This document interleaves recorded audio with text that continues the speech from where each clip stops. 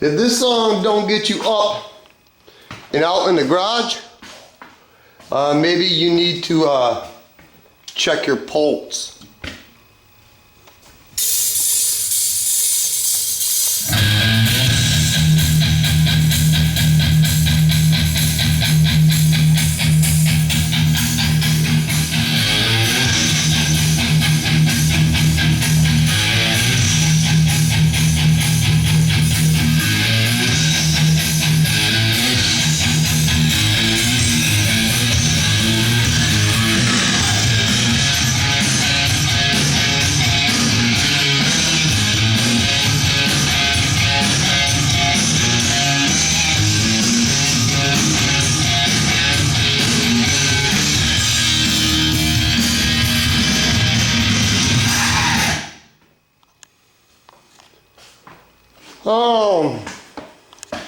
For anybody who knows how to do body work, I would say this video is not for you.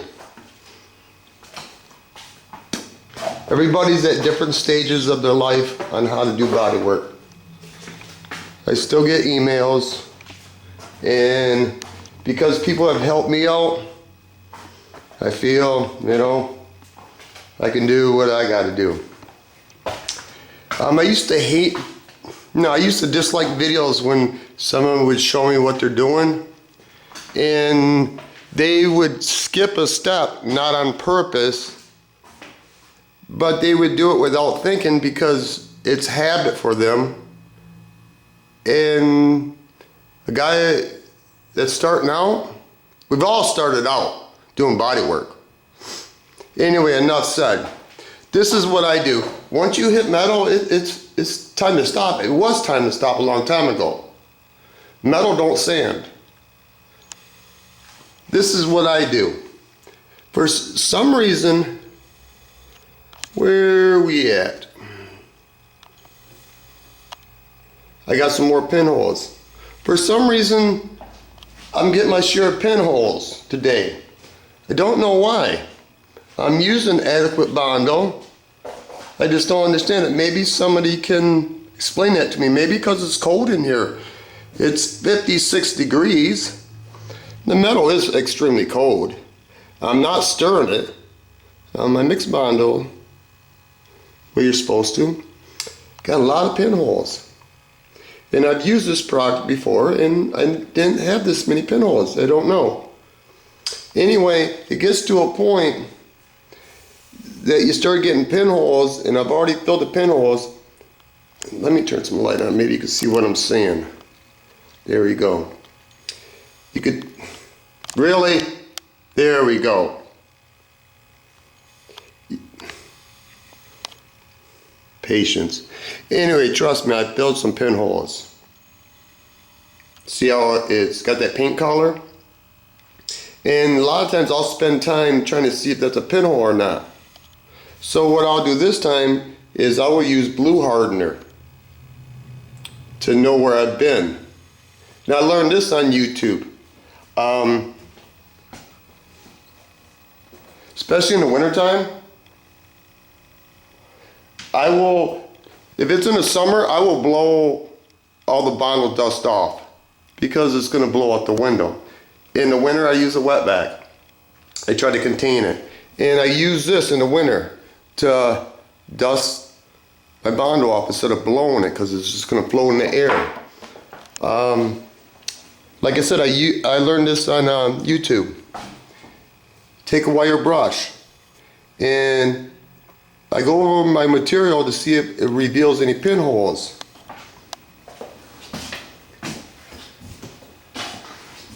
And it did its job because that wasn't there. It was glazed over and it was a bubble.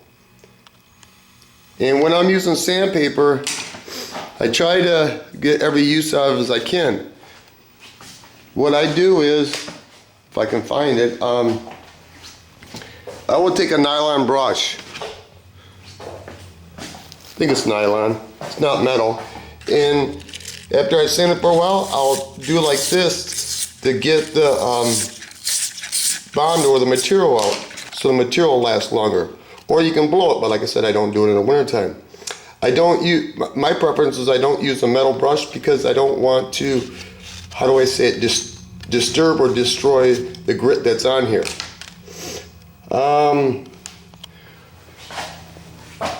You could tell that I did do one big swipe over it. I didn't plan on it. See right here, it's high. So you have two choices: tap this metal down or mud the whole thing again. I'm not going to do neither. I'm going to use, I didn't want to use a high build primer. Why, I don't know. I plan on using just a surface primer.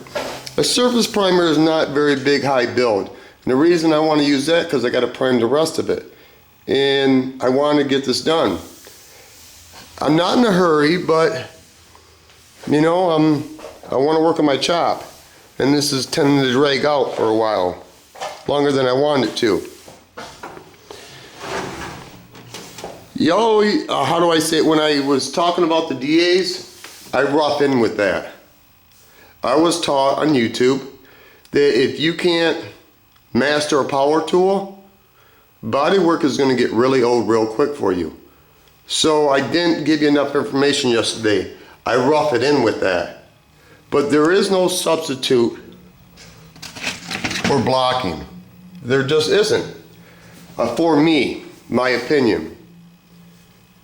That's when you become, I say, one with it. Here's my opinion. You can stand up here and get that curve, and it's uncomfortable for me. So what I'll do is I'll get on my knees and I'll sand this with like this. It's just more comfortable for me. I see guys that will sand with one hand. What I'll do is I will start on this and I will go all the way down, then I'll start and go all the way back. It's like, I don't know what the word is, it's like when they do cylinder bores in a piston in a car. You'll see it when you look at it, it's crisscross. Why does that make it level? I don't know. I can't explain that one. I'm not going to tell you guessing because it's a guess. And I don't want to lead anybody astray. This is how I do it. You always pretty much should use a block. There's some cases when you start molding things in. A block will work to a certain point, and then you got to use your fingers. It's a lot of trial and error. I like molding stuff in. That's just me. I like things quote unquote custom. Custom's not for everybody. Some people like traditional. I don't know. What else I got to say?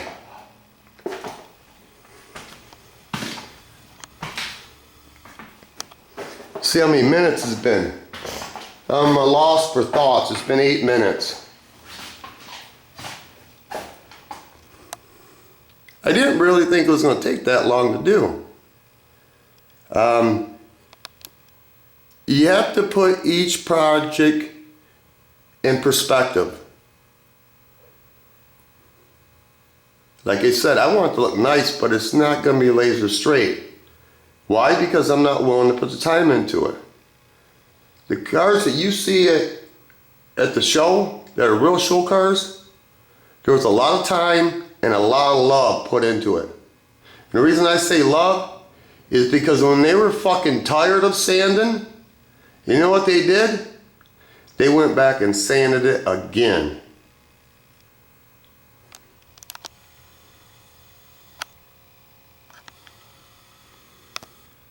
That's just my opinion. I'm gonna mold that in a little bit. I'm only going so far. What I do, what I've learned is like I don't want no mud there, so I'll put tape there. So mud don't get down in there.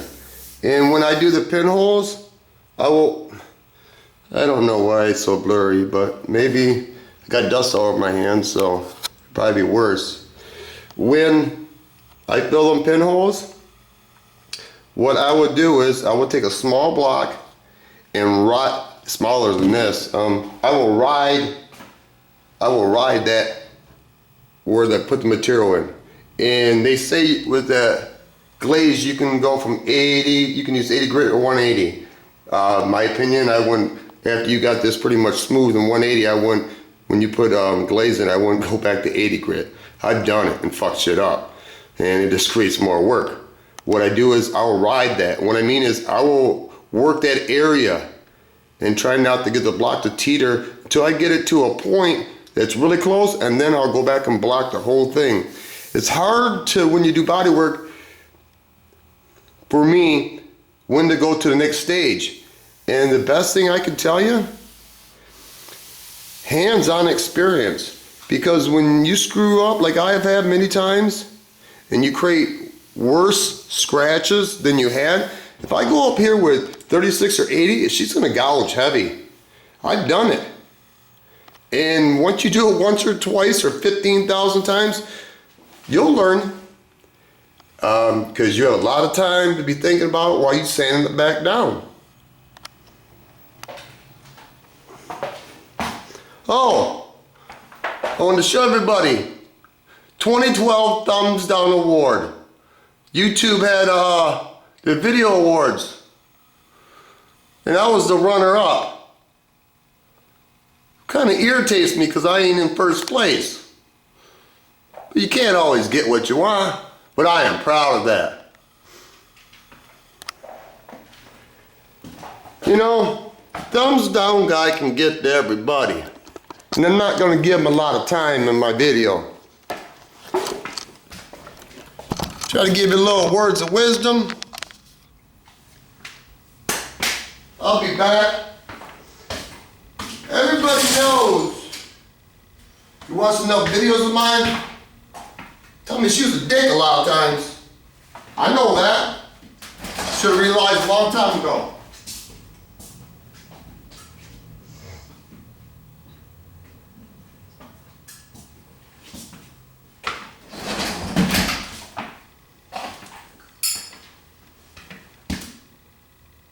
Just lost train of thought. Oh, again. Commercial break. Let me go get my Dr. Pepper. Y'all get some popcorn or something. Piece of something.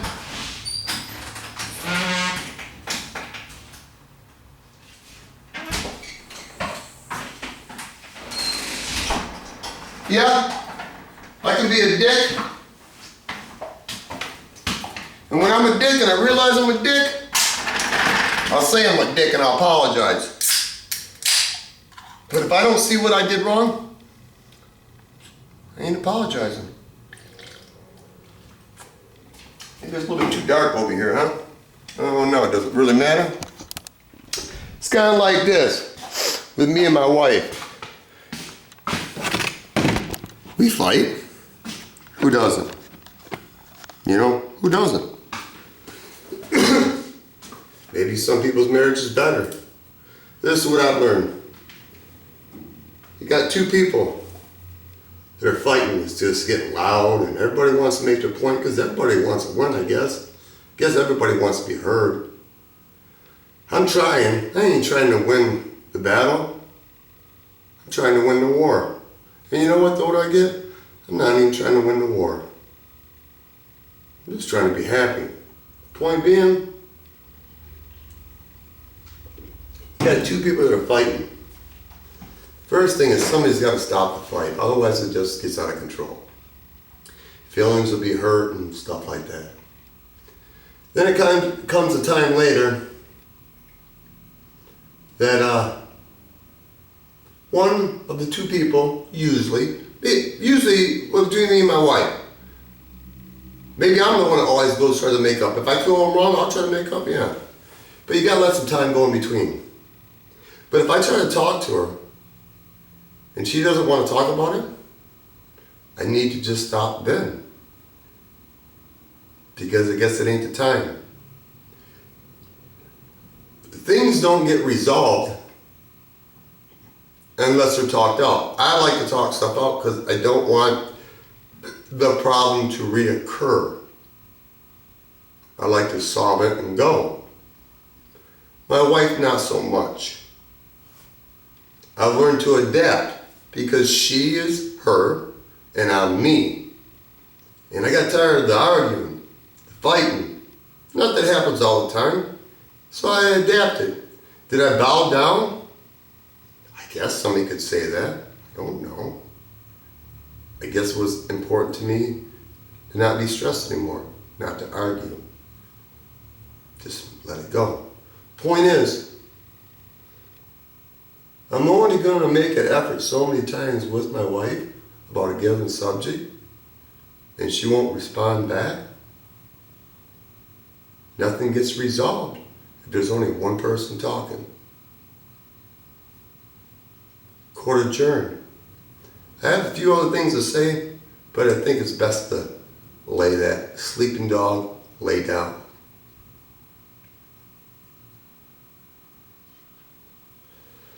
If anybody can answer why I'm getting all the pinholes, no, I don't get that. It's beyond me. Anyway, peace of mind, piece of property, piece of oneself, peace on earth, rest in peace. Bigger piece of pie, piece of puzzle, piece of pussy, internal peace, piece of puzzle, corn dog. And when the big dogs get all done eating the pups get a piece of something, motherfucker. And you know, I guess you don't know until I tell you, huh? You know, some people don't realize how good they are. Don't ever assume that somebody thinks highly of themselves or if they think poorly of themselves. Because you never know, their actions might show different. The point being, don't ever pass up an opportunity to give somebody credit where credit's due. When my wife sets up coffee for me, sometimes she does, sometimes she doesn't, but on the weekends she does. During the week, I set it up for next morning. I always thank her. It's becoming a habit with me because she didn't have to do it. Now, I could take the alternative and say, during the week, why didn't you make my coffee? Well, it's not her job. The point being, I'll put myself an example. I find myself taking things for granted. I need not to, because that means you don't appreciate. If you can give a compliment to a stranger and it's legit, do it. It might just make their day. You never know. Might be the only good compliment they had. About hating me? Pretty much over that. I've been told my whole motherfucking life that I don't know what the fuck I'm doing, and I'm this, and I'm that, and all above the sun. I've come to the conclusion, absorb my share of that shit. Sometimes it gets to me. But for someone that doesn't do videos, key thing is, doesn't do videos, nor put themselves fucking out there, or they do safe fucking videos, because you don't say what you really want to fucking say, to turn around and say, let me water this motherfucker down for a minute. Don't want to ruffle no fucking feathers here. Nah, don't even matter, because that person got in my head, boom, it's gone. It's the past. Need not to think about it no more. Don't let the motherfucker get in your head. If they get in your head, they're owning you. I ain't got the shit mastered, but I'm starting to get good at it. Anyway, all I was going to say about Dave's Custom, you know what? I wish my boy would make a goddamn video, because you know what? I ain't seen him in so long. I'd watch him tie his motherfucking tennis shoe on a video. Because I like to see what's going on. That's why I watch videos. See what's going on in other people's daily life. It helps me relate to them. Anyway, Thank you all for the award for thumbs down. Like that. Maybe next year I'll get a fucking first place. Who knows? Just never know. It's something to work towards.